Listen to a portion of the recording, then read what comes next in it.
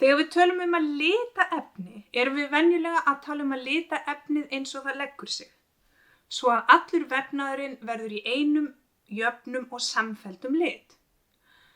Þetta hægt að gera með ýmsum leiðum, bæði með því að dýfa efninu í litavökva, rúlla yfir það með litablöndu eða nota vélrænar aðferðir. Þetta efni hér til dæmis litað, því allt efnið í einum og sama litnum. Þetta efni hér aftur á móti aðeins öðruvísi. Eins og þið sjáið þetta efni í fleiri en einum lit og litirnir þekja ekki allt efnið heldur mynda þeim mynstur sem eru endurtekin aftur og aftur á fletinum með jöfnu millibili. Sú aðferð sem hefur verið notuð hér kölluð þrykk eða einfaldlega prent, því aðferðin alveg sambærileg við það að prenta bækur, dagblöð eða plakut. Til að forðast rugling við prent á pappír skulum við hins vegar tala textílþrykk eða bara þrykk. Þrykk það að lita efni með mynstri sem endurtekið og reglubundið. Endurtekningin lykilatriði hér því ef mynstrið stakt eða óreglulegt verður útkoman ófullnægjandi.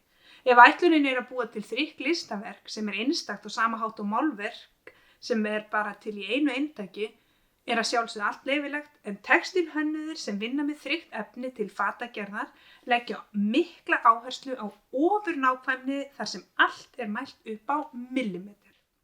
Textílþrykk snýst að binda litin í þræðinum svo að munstri haldist í efninu og fari ekki úr því við þvott eða núning. Í þrykki notuð alls konar tæki og tól, stimplar, stenslar, rammar, sköfur, plötur, rúllur, allt saman nota til að skila mynsturinn á efnið og þrykkja litinum inn í þráðinn. Aðferðir í þrykki margar og mismunandi. Nú ætla ég að segja ykkur frá 3 ólíkum aðferðum og útskýra munin á þeim.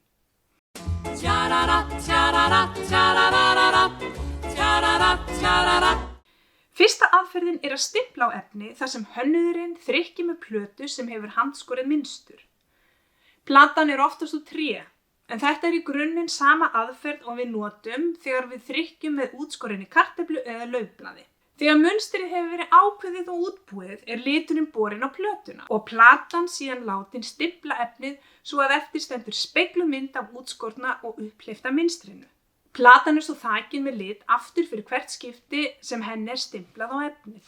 Ef þetta gert með einum stimpli verður útkoman einfalt og einlitt munstur. En svo auðvitað hægt að nota marga og mismunandi og misstóra stimpla til að þrykkja munstur í mörgum mismunandi litum, hlið við hlið eða jafnvel hvað ofan á annað til að ná fram meiri dýpt í munstrið. Þrykkplöturnar oft hafðar með pínulitlum stálpinnum í hornunum sem ekki mikið sverari en títuprjónar. Þessir pinnar skilja eftir sig örlítil göt í efninu og með þeim hægt að staðsetja plötuna nákvæmlega fyrir næstu stimplun, svo að munstrið verði alveg jafnt.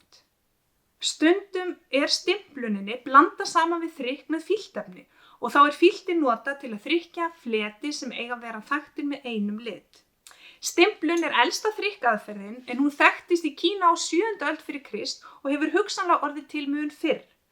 Í Evrópu var stimplunin algengasta aðferðin í textílþrykki allt fram á 18. öld þegar aðrar aðferðir komu fram sem gerðu hönnuðum mögulegt að þrykkja meira efni á styttri tíma. Með iðnbyltingunni var algengara að efni væri þrykkt með koparrúllum í stórum verksmiðjum.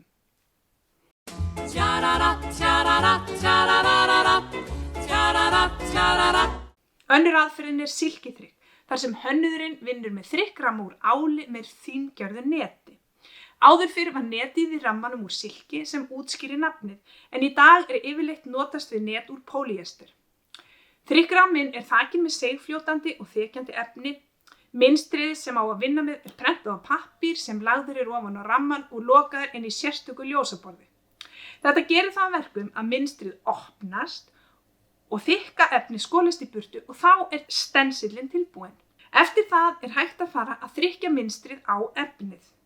Álrammin lagður á efnið, litur settur ofan á með því að renna yfir hann gúmmísköfu svo að liturinn rennur í gegnum útskorna raufar og göt og ofan á efnið. Þegar búið að þekja allan stensillinn með lit rammanum lyft upp og hann færður á nýjan stað á efninu þar sem ferlið endurtekið.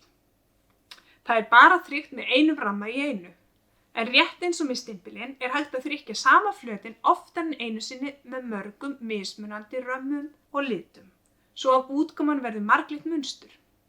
Hér skiptir að sjálfsögðu miklu máli að ramminn sé nákvæmlega rétt staðsettur, svo að munstrið og litirnir falli rétt saman og að ramminn haldist alveg kyrr á efninu á meðan liturinn dreginn yfir stensilinn, svo að liturinn klessist ekki. Litirnir í silkiþrykki gjarnan úr hvarfgjörnum efnum á borð við plastisól sem plastefni í gelformi. Rétt eins og stimplarnir kom silkiþrykki fyrst fram í Kína. Það mun hafa verið á tímum Song keisarættarinnar sem silkiþrykkið var til og það breytist víðar út Asíu og þróaðist áfram í öðrum löndum, ekki síst í Japan, þar sem hönnun og munsturgerð með silkiþrykki náði nýjum hæðum.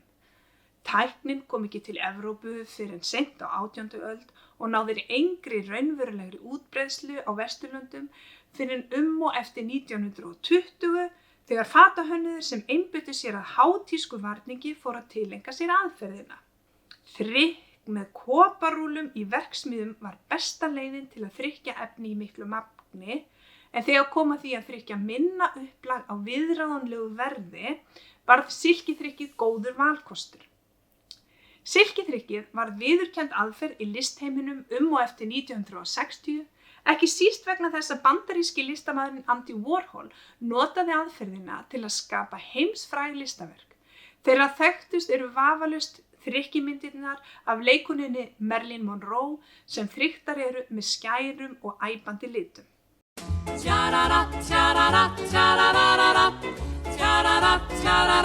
Þriðja aðferðin valsabrykk, sem venjulega notað þegar það stendur til að þrykkja meira magn af efni en með hinum aðferðunum tveimur.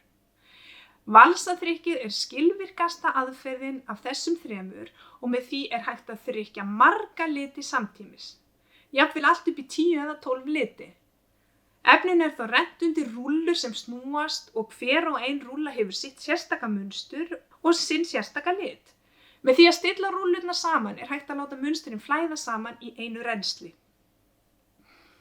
Á Íslandi engin prentsmiðja sem prentar á efni. Allt þrykk hérlendis því handgjört. Stafræn prentun á efni mikið notið í heiminum í dag.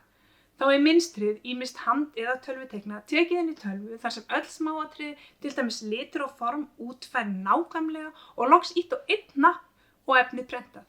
Þetta gerir það verkum að textílhönnuðir eiga möguleika á að starfa á öðrum stað í heiminum en akkúrat þar sem prentarinn og efnið sjálft staðsett og getur þetta því gert starf hönnuða afar spennandi. Drífa Líftóra fatahönnuður og textíllistakona sem býr og starfar í Reykjavík, en þrykk hennar sérgrein.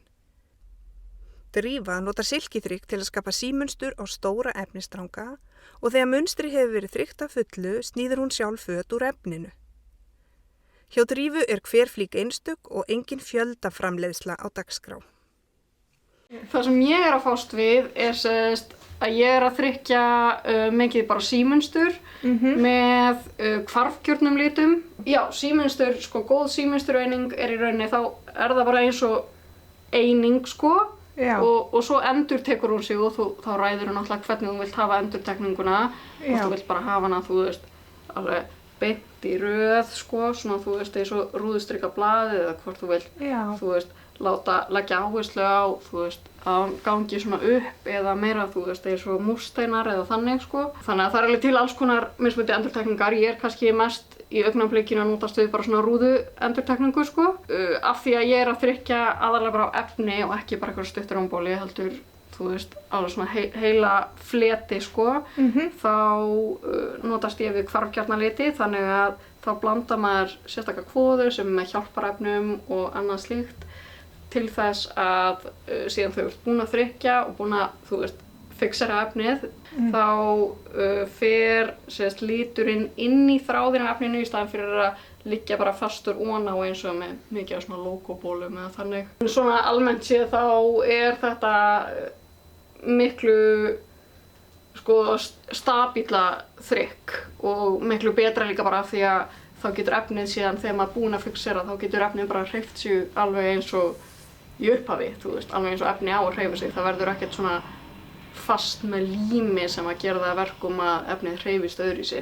Já. Þannig að það getur bara fallið eins og það vill, sko. Einmitt, já. Og fixera það því í rauninni bara festa litin í efnið. Já. Það sem ég að gera náttúrulega svona frekar maður þarf að eiga mjög mikið að græjum og maður þarf að vita dálítið mikið hvað maður að gera og þekkja dálítið inn á efnafræði og annað slíkt, sko. En þú getur, sko, það dálítið margt sem fellur undir þrykk í rauninni, sko. Þannig að, og það getur verið einmitt að vera bara hvað heima hjá sér að búa til stimplað með kartöflum. Þetta einhvern veginn svona rosalega breiður skali af aðferðum sem kallast samt allt þrykk, sko. Þannig að það sem ég er búin að gera hérna að ég er búin að strekkja á efni, alveg bara frekar fast hérna með nóga límbandi og svo er ég búin að merkja fyrir hérna nákvæmlega af því að þegar maður hannar í rauninni símynstur þá þarf maður að vita nákvæmlega stærðina sem maður ætlar að gera og maður þarf að gera ráð fyrir því síðan líka að vera manneskja sem þýðir ekki gera bara nákvæmlega 100% beina línu, heldur reyna að hafa þetta svolítið svona lífrænt til þess að auga bara fara ekki beint í já, hún gerði mistök þarna. Samskiptin. Já, maður verður að gefa sér það að maður er manneskja. Og líka af því að síðan er þetta efni sem er búið að strekkja, leið og maður bleytir það, sem er það sem maður er í rauninni að gera, þá byrjar það strax að bregðast við því og byrjar að skreppa saman. Svo er ég með hérna þessa rapportstöng eða einingastöng og ég er búin að merkja síðan fyrir á henni breiddina og það sem ég geri er að ég tek rammann minn sem ég er búin að lýsa í þannig að það kemst ekkert út netið nema þar sem að, þú veist, götin eru. En eins og þið sjáið þá frekar erfitt líka að sjá hvar maður er að fara að hitta og maður getur ekki bara lagt þetta einhvers staðar og séð nákvæmlega hvað maður er að fara að gera. Og þess vegna eru merkingarnar hérna, þannig að ég tek merkingarnar á rammanum og legg þær upp við merkingarnar á stönginni og svo þrykki maður. Og þá bara tek ég slummu af þessu. Nóg. Vel að lit.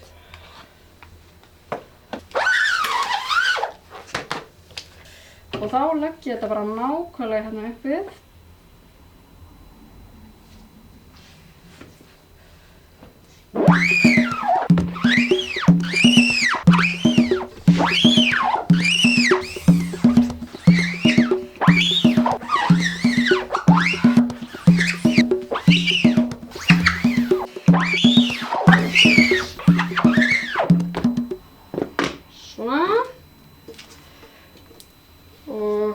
Svo er það náttúrulega líka að þú ert búin að hanna eitthvað sérstakt munstur sem á að koma, þú veist, að það kemur eitthvað svona yfir brjóstið hérna og svo í mittinu og aftur út hérna.